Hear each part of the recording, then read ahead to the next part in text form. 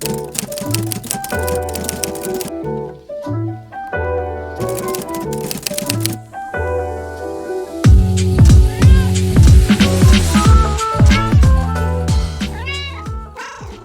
I'm here with Beth Rice. She is a published author in Chicken Soup for the Soul. She's written a couple of other books that have been published. She is the voice and the face of DutchCrafters Amish Furniture, which is a locally owned business in Sarasota. She's written hundreds, if not thousands, of pieces of content for that company. And has done all the videos and podcasts. And if you ever need to, have something explained regarding furniture, it's likely you're going to be instructed on video by Beth Rice. And what we're highlighting here today, Beth is a local Sarasota author, and it's not just a side gig for her. She quit her job at DutchCrafters to focus all of her time and efforts on writing. Hopefully you can see this novel. I'll overlay a picture. Writing that novel, self-publishing this novel, and now the hard part. Well, no, that's all hard, but it's the other part of being a business owner, which is essentially what you're doing, is marketing this novel. You put all this effort in, you developed these skills, you had this idea, you wrote the book. Now you got to market it. So full-time job for you now, and you quit your other job is bold, and we're all very proud of you, and it's awesome. And I read the book, and I bought copies of it for a lot of people and gave it as gifts, and I got a lot of great feedback. My wife's grandma loved it. I loved it.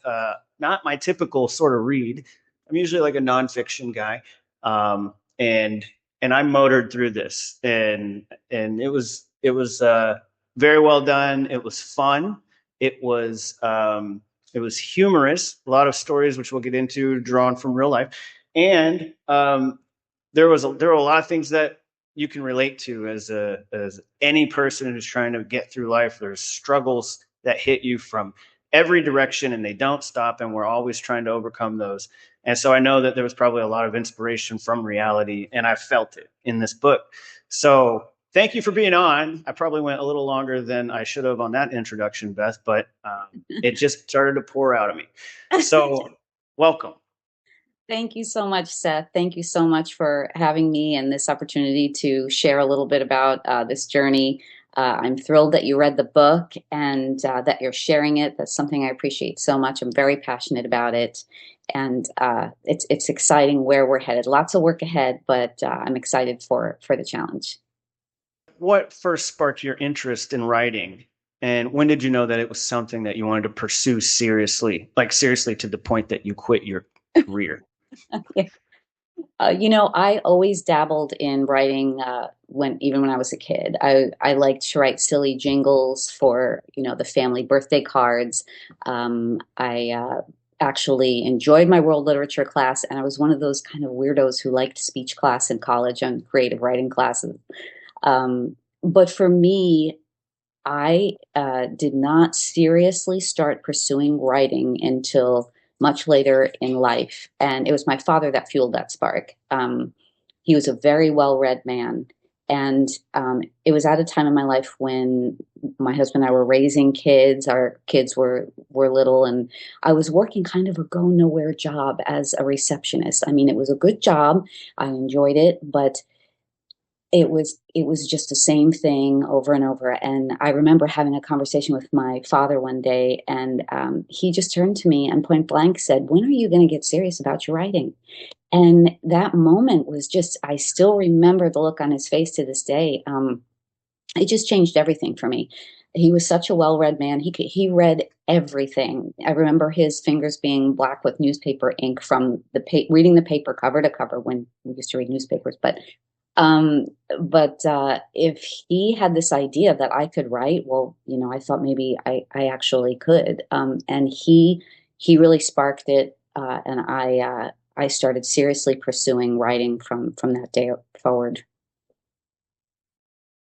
How was your background or life experiences? How has that influenced your writing? It takes a while to feel confident as a writer, even with all of my work at Dutch Crafters, which I was there writing 40 hours a week for 8.5 years, even with all of that behind me and getting published in Chicken Soup for the Soul, I still feel, and I don't know if other authors or writers feel like this, like I've still got to earn it, like and I think there's always room to learn. So I know that there's more I can learn, but I, it took me a while to feel confident as a writer. But I always had encouragement from my family. I had one of those fantastic families that they always encouraged me to pursue my dreams. There was plenty of support there, but I think some of the biggest life experience for me that influenced my writing the most was landing my position at Dutch Crafters. And I got hired on there to write part-time. I was writing product descriptions for their website. As you said in your intro, Dutch Crafters is a local, they have a store here in Sarasota. They have one up in Alpharetta, Georgia, but they sell solid wood, Amish-made furniture online also. And I started writing product descriptions for them. Wasn't there an episode of Seinfeld where Elaine is doing some kind of job where she does descriptions for a catalog or something like that? People make jokes like this with me when I first started working for Dutch Crafters. Oh, you're like Elaine working on product descriptions or whatever. But I started writing product descriptions for them, and I still remember how exciting it was getting paid to write. Like I was a paid writer at that point. I eventually got hired on full time with them, and that job had such influence on me.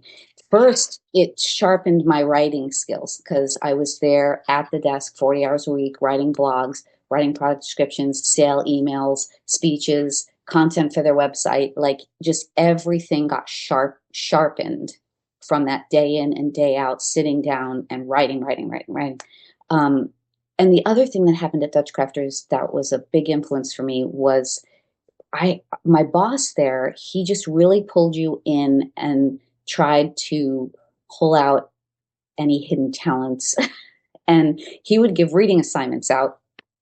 And one of the books, with the first book that I was included in as a reading assignment, was called This is Marketing by Seth Godin. I hope I'm pronouncing his last name right. I'm not sure if it's Godin or Godin, but that book was fantastic, and I learned so much from it. And I really liked Seth. Like I started following him, and I was on his email list, so I'd get an email from one of his emails every morning. And some of them, he's so insightful, and he's so not philosophical, but he's got so many ideas. And sometimes I would read those emails and I'd have a question mark over my head, but a lot of them really, really hit home. And there was a lot of influence from reading his book. And one of his ideas was, when you are embarking on a creative endeavor, how are you going to make yourself stand out? So I was reading it for Dutch Crafters and thinking, how am I going to make these blogs I write and these sale emails and all that stand out from all the other good furniture companies? But something started happening because I had already started working on my novel, and I started pulling in his ideas and applying them to how in the world would I get people to be interested in my writing with a zillion other authors out there. And this idea just started to grow. So there were a lot of influences, but those were my biggest ones, were working for Dutch Crafters and just getting to work as a writer for all those years. And then reading that book just started to get the wheels turning. So I wanted to go back and ask you about your dad. You said it was the moment that he asked you when you're going to get serious, like when you're going to get serious about your writing. Like did he always see that in you, or was it was there a certain point where was he always pushing you to do this? I guess that's what I'm asking. Or did you reach a certain point with your writing that he was like, okay, you're past time. It's time for you now. And then that moment was like, oh, I trust his judgment. I'm doing this. I think you just captured it in that last sentence. The moment was so profound because there was not really much discussion of it for years and years and years. So my father must have thought that I was capable of doing this without ever pushing me towards it. He was letting me try to figure out my path, try to figure out what I wanted to do. And he was not pushing me towards it all those years. So the moment was so profound because it almost felt like it came out of nowhere, but it was almost like a transfer of confidence that if my father believed that and actually said it, oh my gosh, maybe I really am a good writer. I just didn't, I liked to write, but I never thought or envisioned myself as a writer. So when he said that, it just hit me like a ton of bricks. Like, if he actually thinks I can write, maybe I can. But the moment was that profound because there had been no discussion of becoming a serious writer, or like that was something that I could really do. He kind of had a tendency to let me go along, great listener, great support. So when he just spit that out that day, I was like, wait, you mean you really think I could be a writer? And that just it just it just was such a moment, and I wanted to go for it. So Well, I'm glad he believed in you and you took his advice. thank you. Um, It was a good. so about the book then, behind the receptionist desk, you've kind of touched on you drew from some life experiences. You have assured us that the villain in this book was not your boss at Dutch Crafters. No, no. But what is the main theme or the message that you hope readers take away from this book? I so appreciate how you had described it, that there's humor in there, in the book, and how hopefully readers like you did can relate to um, just life's everyday struggles, and how we're going to handle them. Um, I love when people can read something I wrote and they can relate to it. I really treasure that kind of feedback. I think the main message I hope, or themes that I hope come out of this book, are um, ones of self-acceptance and courage. Brenda's the main character in there. She's working as a receptionist, and she is trying to handle, a mean boss, an office, a rude coworker, um, and she's trying to manage all of the demands and things that come from the family that she loves so much. And she doesn't have the greatest confidence in herself. She's unsure somewhat. Um, so her character seems to be grasping at, what does she really um, feel are her strengths? What does she really feel that she's good at? So I hope, readers can take away from it that it's okay to not have it all figured out, no matter where you are in your career path. It's okay not to know exactly what you love to do or to be in that job right away. And then the second theme is courage, because it's not easy to get up and try something new. When I left my receptionist job to go work at Dutch Crafters, I was working both jobs for a while. I was working full time as a receptionist, and then I was squeezing in 15 hours to write for Dutch Crafters, some like 60 something hours a week. And I wanted the writing so badly. Um, but I was terrified once I got to switch over to working for Dutch Crafters full time. I was really scared because I felt like I was out of my element. But it took some courage, and I'm not patting myself on the back. Well, maybe a little bit, but it takes some courage, and I think we find that with Brenda in the book. She's trying to figure out, what else could I do outside of this receptionist job, and how do I go about it, and am I good enough? And she really struggles with some self confidence in there, and just giving herself self the credit she deserves. Um, can you share an excerpt or describe a favorite scene or character? Oh my goodness. Some of my favorite scenes are the humorous ones. I love making people feel something with my writing, whether it's to make them laugh or to bring them to tears. And I know Brenda is the heroine of the book, but I really hope that audiences fall in love with the character of Dr. Anthony Cardelli, who is not Brenda's boss, but is the other veterinarian in the office. He is such a fun character to write. He's um, gifted, intelligent, quirky. He's clumsy. He's loved by his clients. He always seems to walk right into the absurd, and I really liked writing his character. I felt like he is easy to write into the humorous scenes and just as easy to write into the most touching moments in the book. There is a second book planned, and he will have a bigger presence in the second book. But I just love all of the relationship between he and Brenda. They kind of gravitate towards each other in the book, and they work well together. And there's one scene where he comes out of an appointment, and he comes back to the pharmacy area where Brenda is working, and he walks up to her and he says, "Brenda," and she says, "Yes," and he says, "Am I speaking English right now?" And she says, "Yes," and he says, "Are you sure?" And she says, "Yes, yes," and why?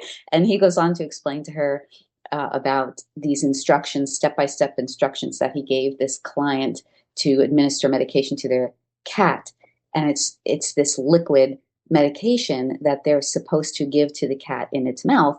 And the client just repeats the instructions, completely wasn't listening to what he said, completely gets them wrong, and is asking how to inject this medication into the cat. And it's just one of those comical moments with Dr. Cardelli. So I really think he's one of my favorite characters in the book, and I really hope people will love him. Yeah, Dr. Cardelli had a lot of, like you said, there was some clumsy and humorous, and then there was some wisdom. And I was wondering, like, how much of that is inspired, like the humorous events, for instance. There's a pattern of an injection of humor, not just with Dr. Cardelli, but with the customers and the pets, and just weird things happening. And I imagine you didn't make most of those up. You know, some Well, some of them are so weird that you're like, that right, has to right. be They true. have to be true, right? Yeah. Right. Yeah, I mean, it is a work of fiction, but yes, many of those instances, particularly with the clients, I mean, people watching just, I mean, so many of us do it. You wherever you go, you're waiting in line somewhere, or you're, going to board a plane, or you're, out to eat. I mean, people watching, people just give us this information set. They just make Hmm. great content to go into stories, and while it is all fictionalized, there are several instances there that, yes, were drawn from experiences. I worked as a receptionist actually in a number of different offices over the years, and people just provide great stories to add. So, yes, so, a number of those situations uh, were embellished or fictionalized from things that I had witnessed. Yeah. Yeah. Art is based on inspiration anyway. All of it is. So that's that makes it, in a way, that makes it even better. There were times I would I would show it to my wife and be like, this had to have happened.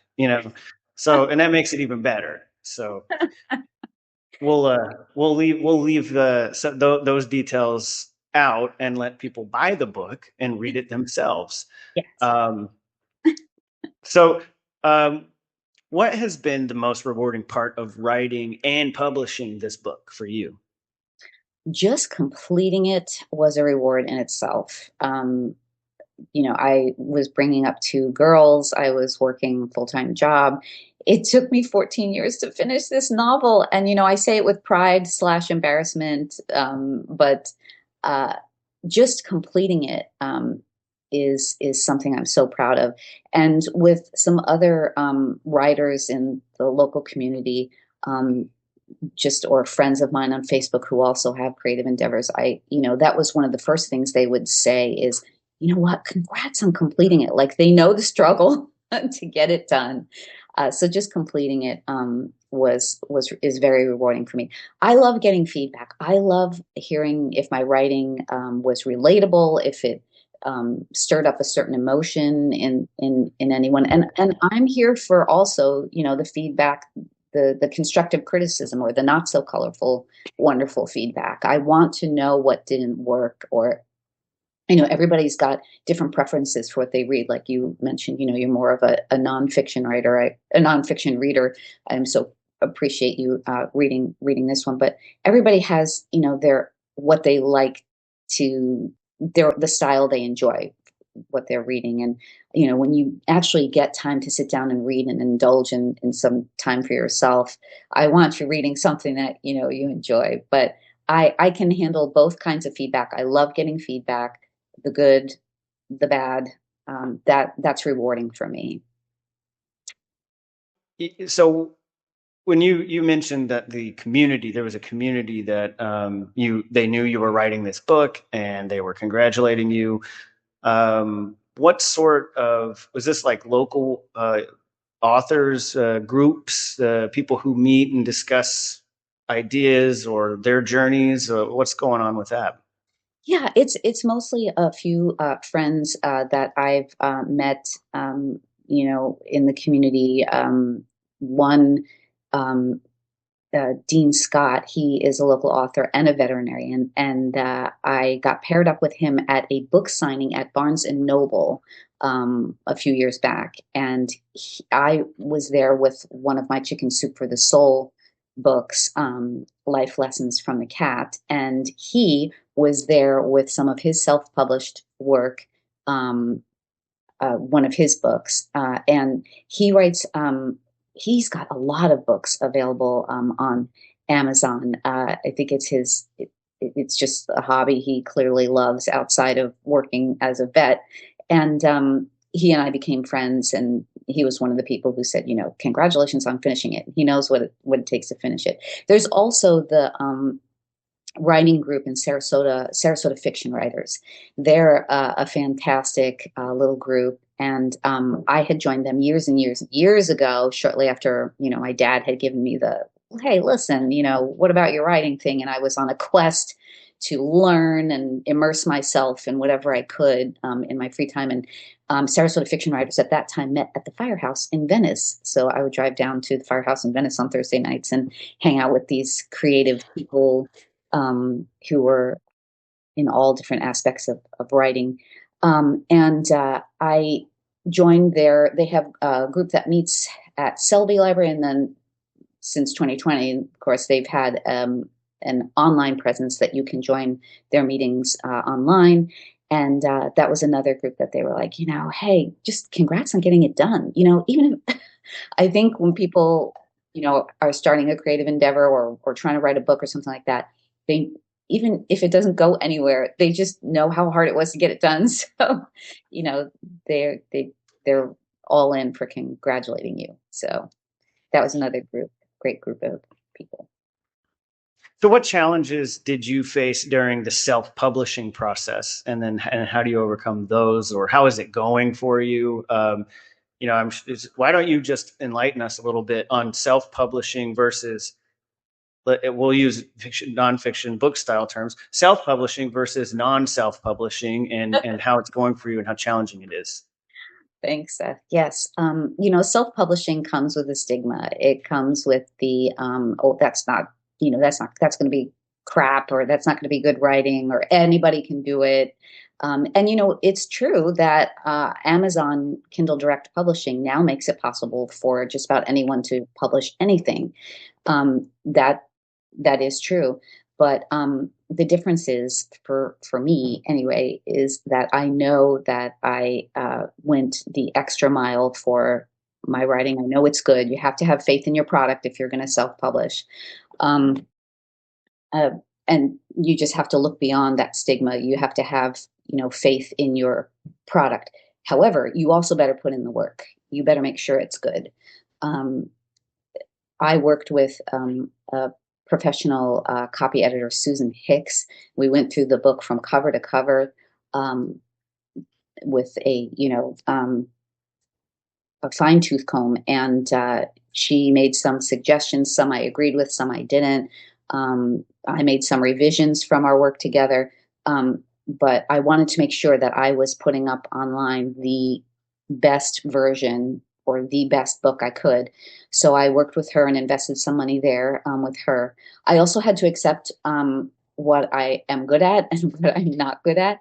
And when you format the book for Amazon, Amazon Kindle Direct Publishing, they put up all the videos for the process. They will walk you through it step by step, but it was really over my head. I found it very, very difficult. So I had to accept that, you know what, I should pull in someone else to help me with that.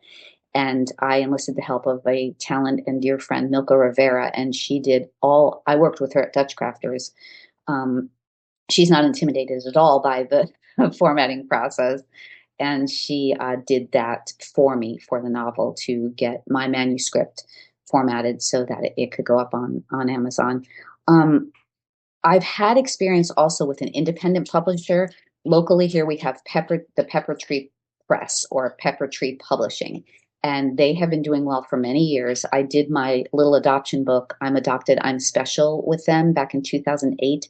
And if your dream is to get your book professionally published and in your hands to share with your family and friends, they are an excellent, excellent uh, local publishing house to go with. They can, give you people to contact for illustrations, for everything you need. They'll professionally edit the book for you and get it done for you.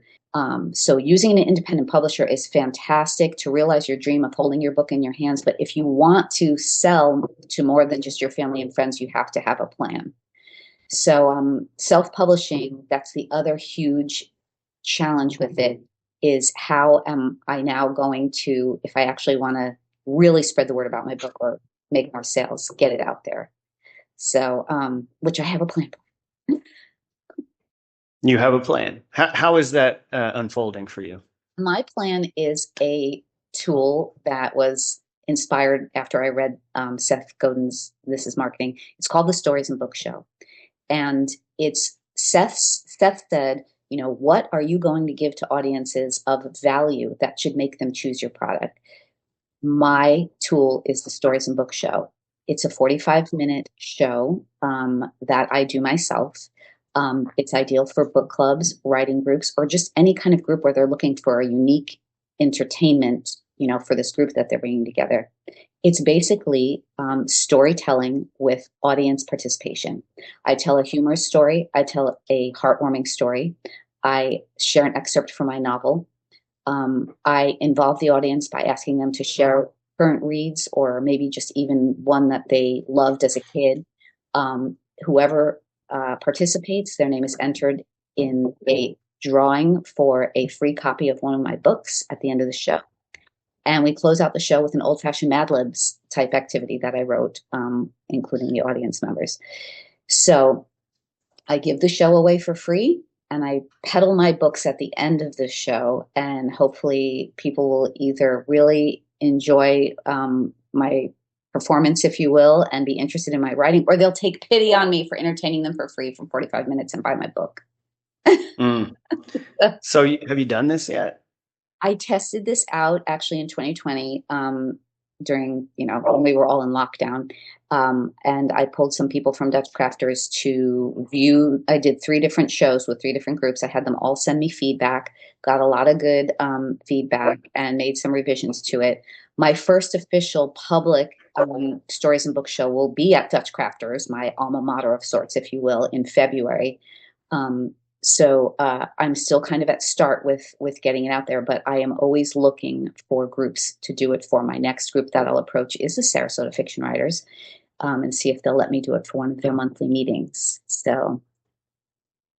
Okay, well, good. Do you have like a website or a Facebook page or something where you highlight this, or people can share it and promote it? There's not a website yet, but I am on Facebook at Beth Rice is my page, my author page on Facebook, where it's listed, and also my Instagram, Beth Rice Official. It's on there as well. So, and I'm sorry, my dog is barking. Oh, I can barely hear it. They do a good job with this software to keep. Okay. Yeah, sometimes they'll be mowing the lawn right outside, and I can't hear, but no one even knows it's happening. Um, so it sounds like the community has played a big role already with supporting you in this journey. and also continuing this journey. But are there any ways in which you haven't touched on that the Bradenton, Sarasota community has helped you out along the way? You know, just I believe every little piece helps, and just even there have been some friends and family, yourself included, that shared the book on their social media, whether it's Facebook or Instagram. That helps. Dutch Crafters has done a few social media posts for me just about the book, which was wonderful help. There's another little group nonprofit called Brand New Chapters, and they build and fill little free libraries around the community. And they have done some social media posts for me, which I truly appreciate. So those sources are, things I can build upon, and I appreciate every little boost is helpful. All right. We'll share links and whatever, but what if while we have you on the video, where can people purchase this book? Yeah, yeah, it is available on Amazon right now. They can just go to Amazon and type in either my name, Beth Rice, or Behind the Receptionist's Desk, and just my name should pull up my books that are on there. But it's on Okay. Amazon. All right. Well, that we'll share a link for sure. Um, do you sell it outside of Amazon, or is that something you've thought about? Well, I don't know. I'm not sold on Amazon, but I think isn't there? You mentioned the fee that goes along with that. Is that Right. something you're trying to get around? No, no. I mean, I being up on Amazon, I look at it as a good, truly a positive thing. It's easy for people to find you. Not easy for people to find you, but if you direct them to Amazon, it's right there. No, the fees for them aren't. They're fair, I would say, but it can be purchased from me directly at events. So I'm always looking to set up signings or offer the stories and book show for groups, and I certainly make by selling it at an event in person than online. Mhm. But right now, for me, the goal is just to spread awareness of my writing and grow that audience. So either way is fine with me. And you mentioned that you drew on people. There was Milka at Dutch Crafters, and you had used some of them as sort of guinea pigs on this club, and then I think some of them read copies of your book and gave you input on that. And the graphics, the design of the book itself was done from another fellow employee at Dutch Crafters, correct? Yes, I'm so glad you brought Jake up. Yes, I'm so glad you brought him up. The cover was designed by Jake Smucker, and he was on the marketing team at Dutch Crafters. We worked closely together. I still work with him. We worked on all of the videos for Dutch Crafters and the voiceovers. He was on the marketing team as their videographer and graphic design artist. He's so very talented, and he has his own business now, Nuvo Productions. He is doing all kinds of projects now, but he designed the cover. He was also one of the people who was a guinea pig for the Stories and Book Show, and also who read the manuscript, was in the test group for the manuscript, and gave feedback. But he designed the cover, and I just love it. One of my friends just described it. She said it's kind of sassy. Yeah, yeah, Jake, Nuvo Productions. We'll link to all these things too. But it's interesting. I hadn't really thought about this until we were sitting here talking. But that Dutch crafters, one of their core values, as you know, was creativity for a long time. And if you look at all the creative people and endeavors that just around your book that came from that company, Right? Yeah. um, the input from Milka, Jake designing it, you writing it, and your trust in the people that worked there for their input. It's interesting. So another company, local company to check out, Dutch Crafters, who has obviously played a big role in your book, not just in giving you the confidence you needed writing as a writer, but all these other creative resources. Yes, huge, huge. I'm so grateful for it, for all of them. Well, so what advice would you give to other people that are watching this, reading this, that are considering starting their own adventure, writing a book or some other piece? Yeah, yeah. Oh gosh, for writers, first off, I would say if you are looking to get into writing seriously, or trying to write a novel, keep reading, read, read, read. Uh, I think to be a good writer, you have to be reading. You have to have a healthy appetite for reading. Sample different authors, get an idea of their styles, read some of the classics, see what you can learn. I can learn something from every book that I pick up. Um, so I would advise definitely you've got to be reading if you want to be a good writer. Um, Join a group that supports your endeavor. Like I mentioned, the Sarasota fiction writers. If you want to get into writing, join a group where you're going to learn and get feedback.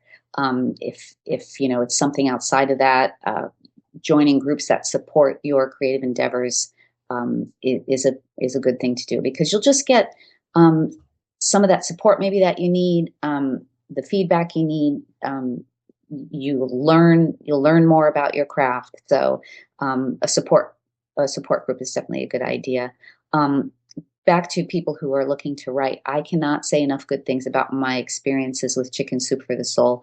And if you want to dip a toe in submitting for publication, they make it easy. They don't make it easy to get published. I'm not saying that, but they make it easy to submit 1,200 words or less of a true inspiring story that happened to you. They have a gajillion different story call outs going at once. They've sold over 250 million copies in the United States and Canada alone, and over 500 million worldwide. They're a great opportunity. So just go to Chicken Soup for the Soul and click on submit a story and get going.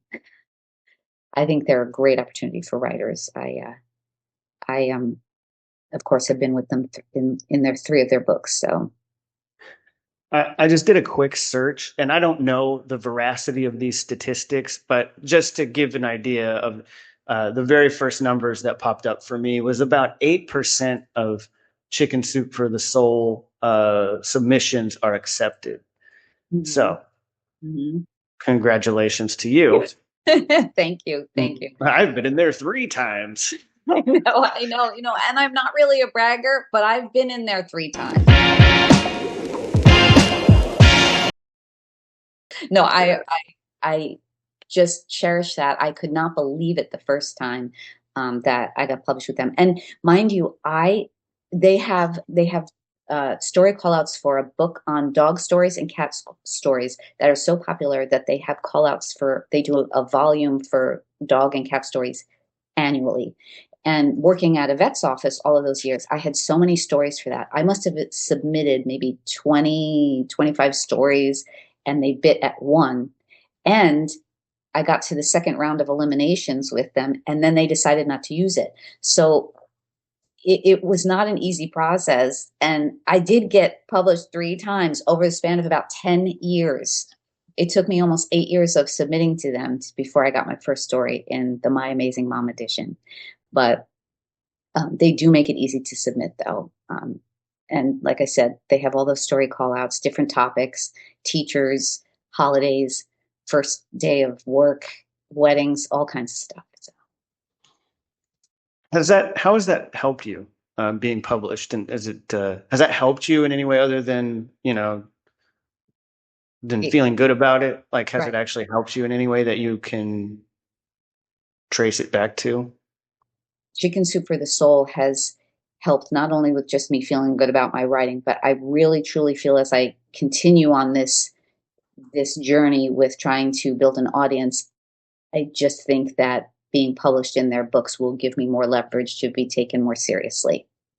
But with, like, say there's locally owned businesses, because I have seen sections at businesses that are dedicated to local authors. Is that something that you try to reach out to them, or do you have any positions at local businesses where they highlight a local author or buy up some of your books and sell them there? Or is there anything like that going on? And if not, is that something that a local business owner could could do with you, partner up with you to sell your book. Yeah, I don't have a bunch of connections yet with local businesses. The bookstore one in Sarasota, they offer the opportunity for a local author book fair every year. And I did participate in it once again with one of my Chicken Soup for the Soul books.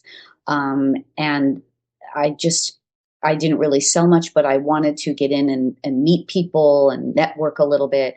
And they do that every year, which is a good opportunity. I do believe that they have a section on local authors. I am not in there just yet. I don't know the exact answer to this question, but I am not sure if they will put your book up if it's not through a traditional publisher. Or Hmm.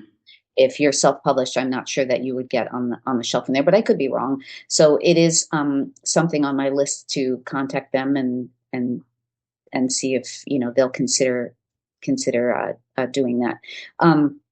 Barnes and Noble, I don't know if they have a local author section, but they do seem pretty willing to let you come and do book signings and that type of thing. I've seen a couple of other authors that their numbers have been doing really good in sales, and they have been featured at some of the Barnes and Noble. So I have more work to do. That's really on me. I have to get out there and see who I can.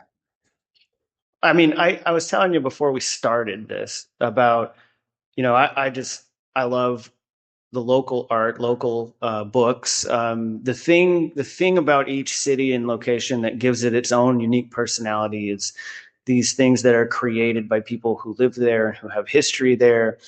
And when I go on vacation, I buy local art and local books, to locally written books anyway, to commemorate these trips.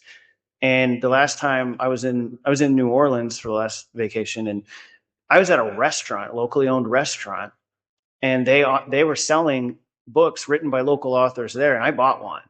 And so I think there's a lot of creative ways to do that. Tourists, I think, I don't want to get into like a marketing discussion here, but now you're getting my wheels turning. But there's got to be somebody out there. If you're watching this, listening to this, reading it, I don't know.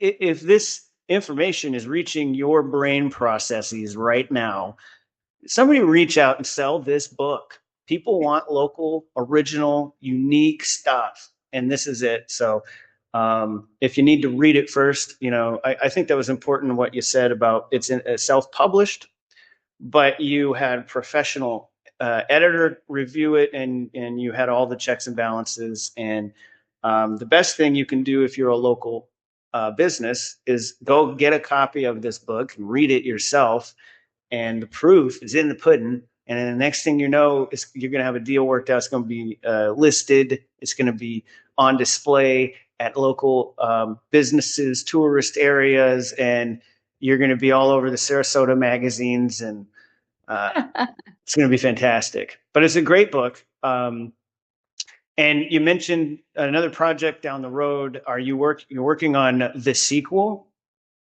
Yes, yes. There is a second book, and it will be called Beyond the Receptionist's Desk, where we will find out some of the answers to some of the ongoing storylines in the book. So, Beyond the Receptionist's Desk is currently in progress.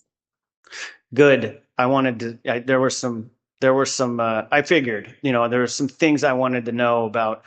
Uh, the career paths and such. So I'd like to. Now, the first one took you 14 years to write. Should we expect this one somewhere around 2040?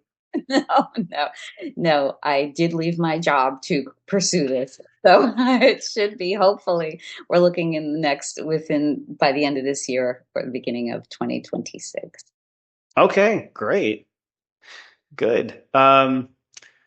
Okay, so I think I have one more really important question to ask you, and that is, if your book was turned into a movie, who would you cast as the main characters? This is such a fun question. This is such a fun question. I honestly think my book would easily lend itself to a TV series or movie, quite honestly. Sometimes I describe it as Grey's Anatomy in a vet's office. Um, That's a good way to put it. for those who are fans of the Grey's Anatomy show. I think Emily Blunt or maybe Anna Kendrick. My husband was saying I could see Anna Kendrick playing Brenda. Um, I was thinking maybe Seth Rogen as Dr. Cardelli. Um, Maybe Robert Pattinson as Dr. Kincaid, if he could be Queen. And Gemma would be such a fun role. I mean, she is the meanie we love to hate. I'm like thinking like Dakota Fanning maybe or Jennifer Lawrence would make a good Gemma. Those are just some of the actors and actresses. And then I was thinking maybe Chris Payne for Judd for Brenda's hubby. And one more thing. I said I had one question earlier, but what would an interview with an author be if you did not ask the author who are their favorite authors, who are your favorite authors, and which ones influenced your work? And I'm going to add a bonus question to this. Are there any Sarasota-based or local authors that are on your list here of authors who influenced you? I'm the worst person to ask to choose a favorite anything. I'm the worst. There's so many wonderful authors out there. Like my dad used to say, there's so many great books we'll never get to read. But I can learn something from any book I pick up, whether it's, character development or description or even down to, chapter length or order of events. I love so many. Ellen Montgomery was one of my first loves, who wrote Anne of Green Gables, beautiful description there. I like Mitch Albom, Tuesdays with Maury, and Finding Chica. I love the way he writes.